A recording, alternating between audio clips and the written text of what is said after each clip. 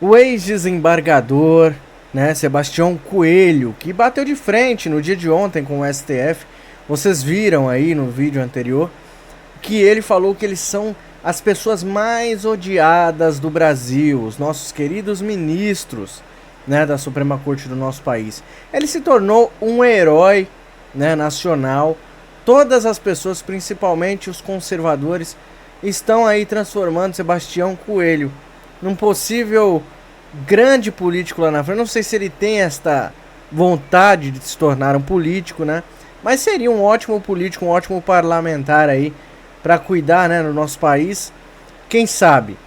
Mas o que eu quero trazer hoje para vocês aqui é a repercussão de tudo isso, né? Logo depois, o Nunes Marques votou contra, né? O Alexandre Moraes votou a favor da prisão do primeiro réu do caso, né?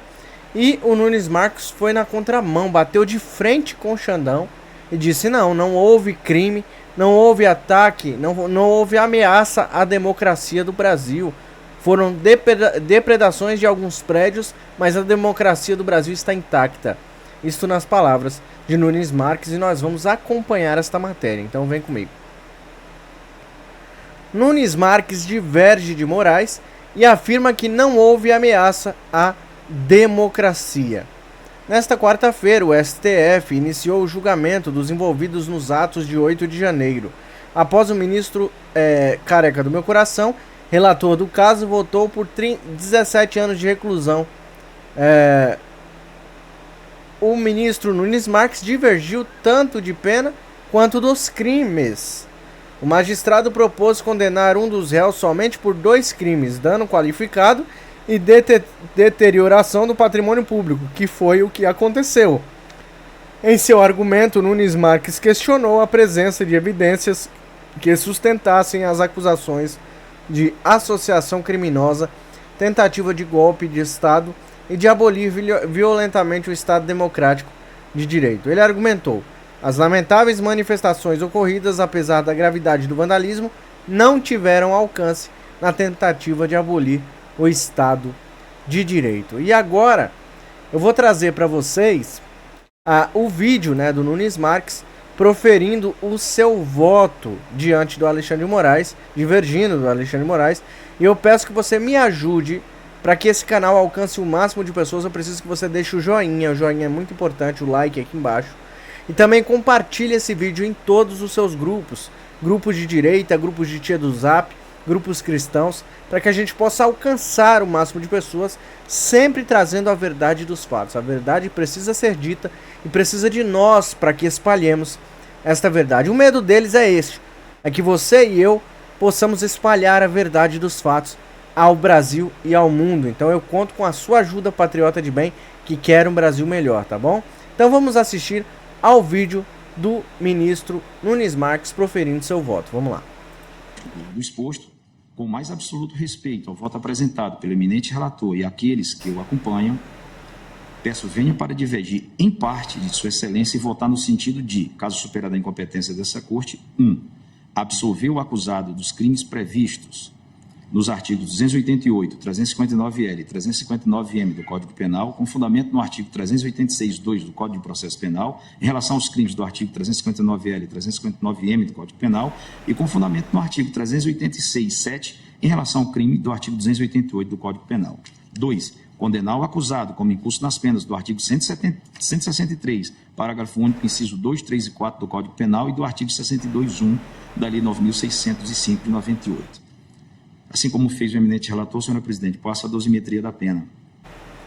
Dano qualificado. No caso em exame, considerando das circunstâncias judiciais previstas no artigo 59 do Código Penal, a saber, a culpabilidade, antecedentes, conduta social, personalidade, motivos, circunstâncias, consequências do crime e comportamento da vítima, entendo que devem ser valoradas negativamente as circunstâncias e consequências do delito, em razão da extensão dos danos e da grave mácula que os atos do dia 8 de janeiro de 2023 representaram para o Brasil, inclusive no exterior, colocando em risco a integridade física dos agentes de segurança. As demais circunstâncias são íncitas ao tipo penal qualificado. Fixo, pois, na primeira fase, pena base do delito de dano qualificado em 1 ano e 6 meses de detenção e em 40 dias multas, fixando o valor do dia multa no patamar mínimo legal. Na segunda fase da dosimetria, não há atenuantes ou agravantes a serem aplicadas à pena base. Na terceira fase, aplico a causa de diminuição do artigo 29, parágrafo 1º do Código Penal, haja vista a participação de menor importância, levando em conta ainda que o réu não praticou depredações por mão própria. Com a diminuição de 1/6, fixo definitivamente a pena pelo crime de dano em 1 ano e 3 meses de detenção e 30 dias multa no valor unitário mínimo. Do delito do artigo 62, inciso 1 da Lei 9.606 de 98. Considerando as circunstâncias judiciais do artigo 59 do Código Penal e os fundamentos acima apresentados na dosimetria do delito do artigo 163, parágrafo único, incisos 1, 2, 3 e 4 do Código Penal, fixo a pena base do crime em 1 ano e 6 meses de reclusão e em 40 dias multa, fixando o valor do dia multa no patamar mínimo diante da situação econômica e financeira do réu.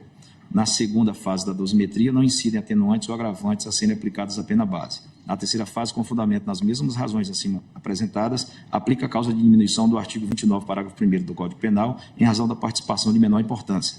Com diminuição de 1/6, a pena do delito de deteriorização de patrimônio tombado atinge o patamar final de 1 ano e 3 meses de reclusão e 30 dias multa. Somadas, em razão do concurso material, as penas correspondem a 2 anos e 6 meses de reclusão em regime inicial aberto, além de 60 dias multa, fixado o dia multa no valor do mínimo legal para os delitos do artigo 163, parágrafo único, incisos 1, 2, 3 e 4 do Código Penal e artigo 62.1 da Lei 9.605 de 98. Condena o acusado ao pagamento das custas nos termos do artigo 804 do Código de Processo Penal. Após o trânsito em julgado, expressa-se a guia de execução definitiva, computando-se o tempo em que o acusado permaneceu preso provisoriamente e ofício para fins do artigo 15, 3 da Constituição. É como voto, senhor presidente. É isso aí. Então fica aí proferido o voto do Nunes Marques, ministro do STF, divergindo do Xandão. E ele fica com muita raiva quando alguém diverge dele. É como se ele fosse o dono ali do Supremo, né? Ele fica doido quando alguém discorda dele, né? E como eu disse pra vocês, o Sebastião Coelho, que ganhou o Brasil, né? Hoje ele é o herói brasileiro. Ele falou que os ministros do STF são as pessoas mais odiadas do Brasil. Eu não sei se você concorda com ele. Coloca aqui embaixo nos comentários se você concorda com essa fala do Sebastião. Porque o Xandão, meu querido careca do meu coração, ele não gostou nada do que ele falou e respondeu a ele, tá? Então vamos ver o que o Xandão respondeu pro Sebastião Coelho. Vamos lá. Ministro Alexandre de Moraes responde a ex-desembargador sobre o STF ser odiado. Durante o julgamento dos atos de 8 de janeiro, o ministro do STF, Alexandre de Moraes, reagiu à declaração do ex-desembargador Sebastião Coelho, que afirmou que os ministros da Suprema Corte são as pessoas mais odiadas do Brasil. Em resposta, Moraes enfatizou: esses extremistas que não gostam do Supremo são a minoria. Então tá aqui a parte do vídeo onde ele fala exatamente isso. Nós vamos acompanhar agora. Vamos lá. Absolutamente todos, autores, coautores e partícipes dos atos criminosos, atentatórios ao Estado Democrático de Direito, os atos golpistas, é importante se referir a isso, presidente. Às vezes o terraplanismo é bravo. E o negacionismo obscuro de algumas pessoas faz parecer que no dia 8 de janeiro tivemos um domingo do parque. Então as pessoas vieram, as pessoas pegaram um ticket, entraram na fila, assim como fazem no Hopi Hari em São Paulo ou na Disney. Agora nós vamos invadir o Supremo e vamos quebrar alguma coisinha aqui. Agora vamos invadir o Senado. Agora vamos invadir o Palácio do Planalto. É como se fosse possível. Agora vamos orar da cadeira do presidente do Senado. Presidente, é tão ridículo ouvir isso, que a Ordem dos Advogados do Brasil não deveria permitir que isso referisse. A Ordem dos Advogados do Brasil que é uma defensora intransigente da democracia.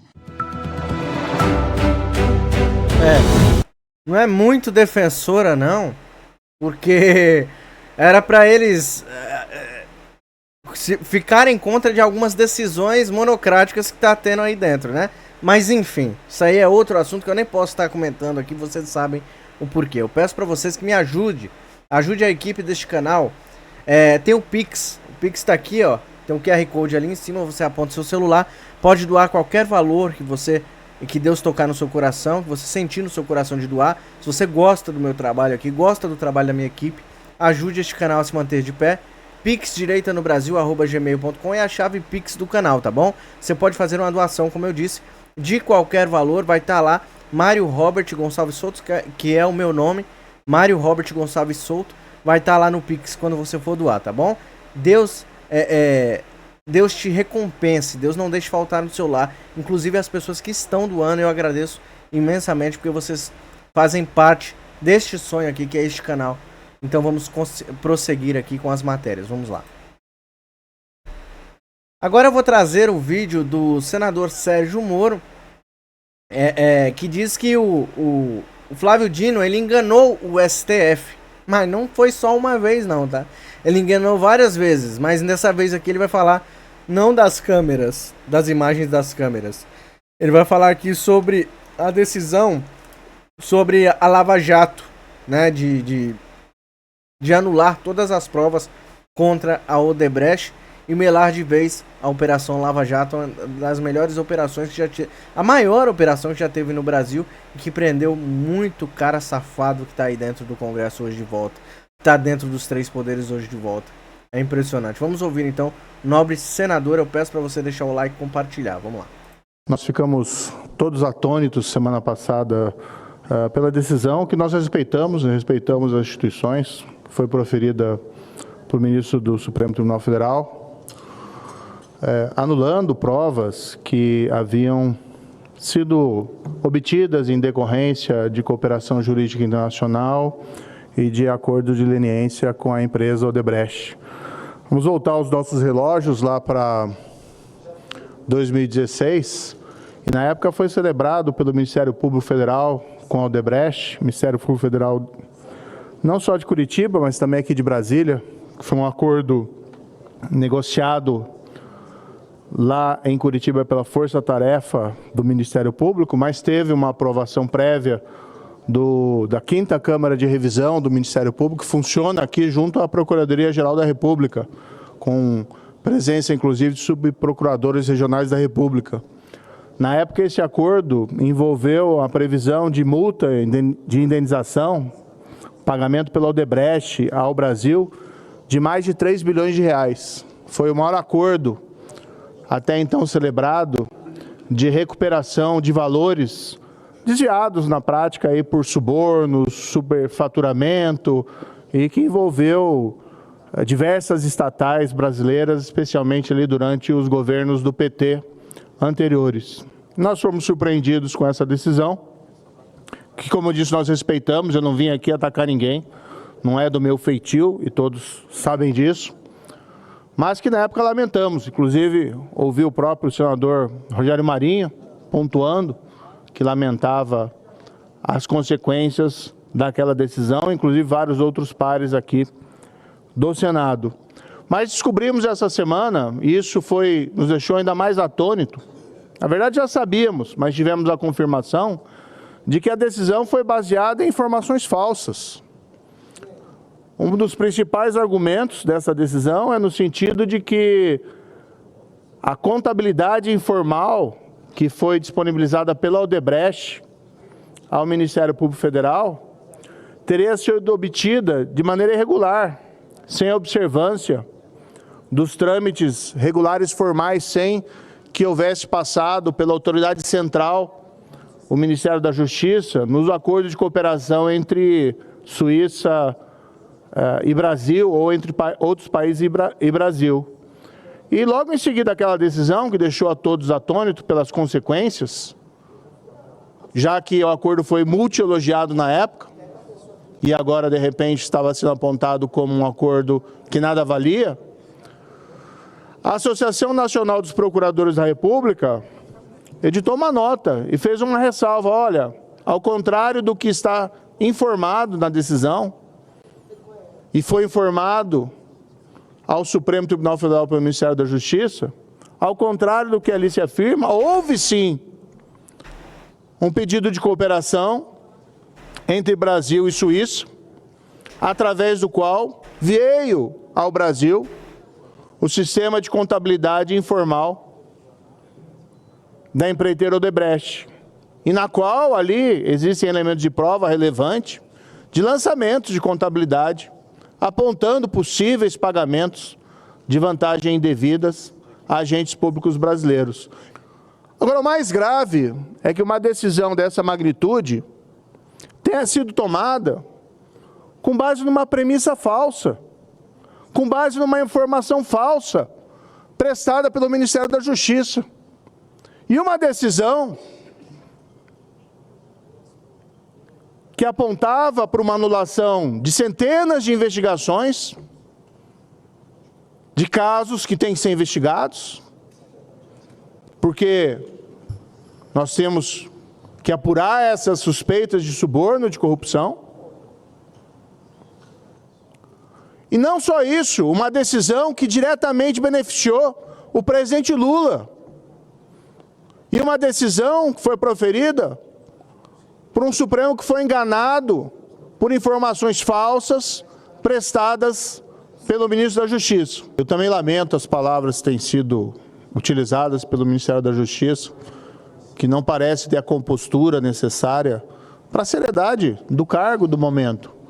Mas eu diria o seguinte, não há deboche que muda o fato de que a corrupção nos governos do PT foi real.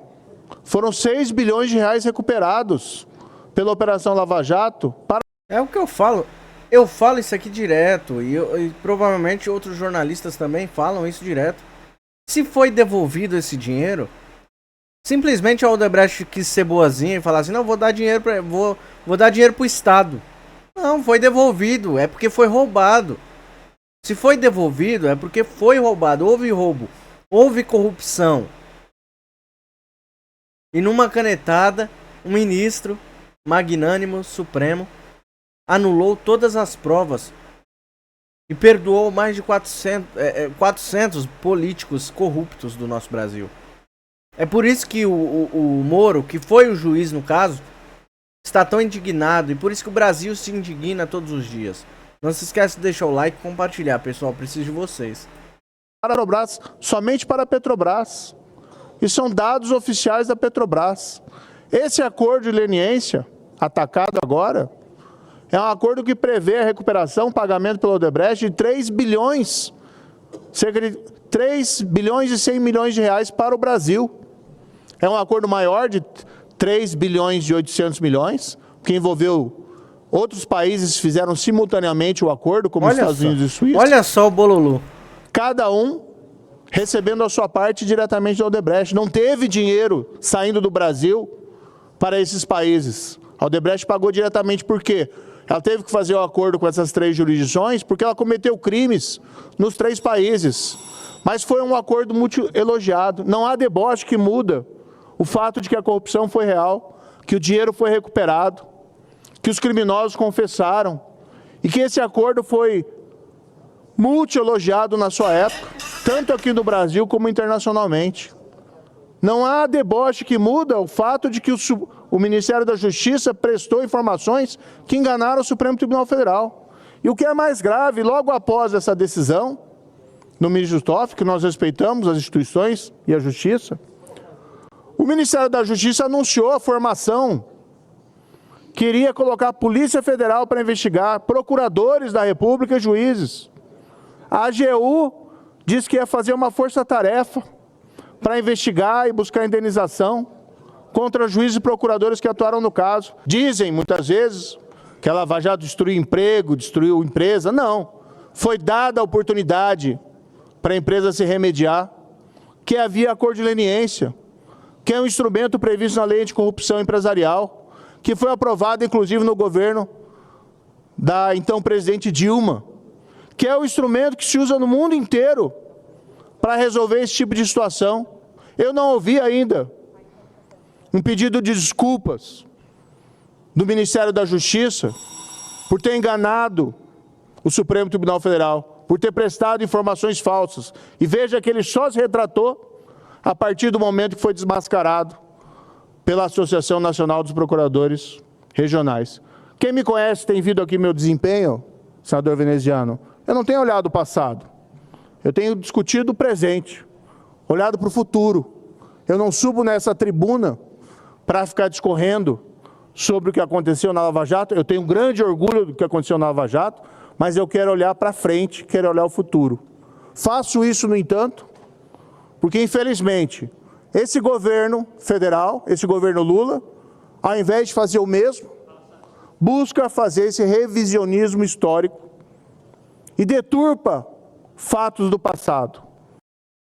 O que nós precisamos entender muito bem é que, ao longo da história, a esquerda, uma coisa que a esquerda faz de melhor é justamente modificar a história verdadeira, para que seja apagado todos os crimes que a esquerda cometeu no passado, para que as próximas gerações acreditem que a esquerda quer o bem da humanidade. Eles são mestres em mudar a história. Você vê pelas escolas hoje. Os heróis que eles colocam diante de nossos filhos eram os homens cruéis do passado, que nós sabemos que era, que nós sabemos a verdade e que nós temos o dever de desmentir. É por isso que a verdade incomoda tanto essa gente. Porque enquanto existir a direita, enquanto existir conservadores, enquanto existirem pessoas justas que não se calam, enquanto existir pessoas que nem você, igual a você, que distribui vídeos de direita, vídeos verdadeiros, tá? Porque tem muitos vídeos que é fake, mas vídeos verdadeiros com a verdade, enquanto você continuar fazendo esse trabalho de formiguinha, a esquerda não vai prosperar na terra. É o nosso dever. O nosso dever é ajudar o nosso país. O nosso dever é arregaçar as mangas todos os dias. Se você não consegue fazer um vídeo como eu estou fazendo, você não consegue se comunicar como eu me comunico aqui, então, por favor, repasse esse vídeo em todas as suas redes, para que a verdade seja dita. E uma das verdades ditas pelo Moro aqui neste vídeo foi que o Flávio Dino, ele samba na cabeça do STF. O Flávio Dino, ele passa por cima do STF e nada acontece com ele. Ele tira chacota, ele tira sarro. Ele tira sarro.